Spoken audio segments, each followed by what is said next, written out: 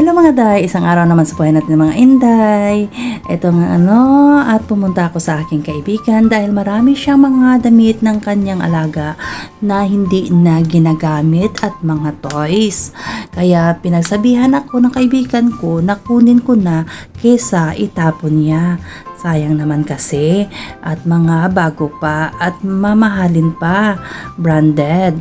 Kaya kahit malayo sa akin, pumunta pa ako ng Whampoa from Wanchay, kaya kinuha ko na. Ito ay second batch na. Nung una, puro mga damit at ito naman ay mga toys at konting damit na lang.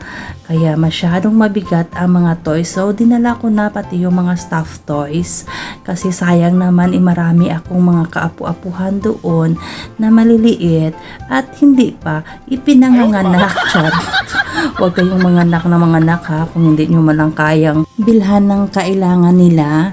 Ayan nga, tinali ko na ng mabuti para hindi siya mahuhulog or matumba-tumba. Pero ilang beses pa rin ako natumba, o siya. Ayan na nga, at pauwi na ako. Syempre, magpapasalamat tayo sa amo ng aking kaibigan.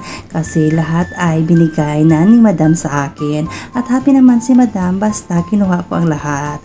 Ganyan ang mga amo dito. Basta kunin mo lahat, happy na sila yan. Bye!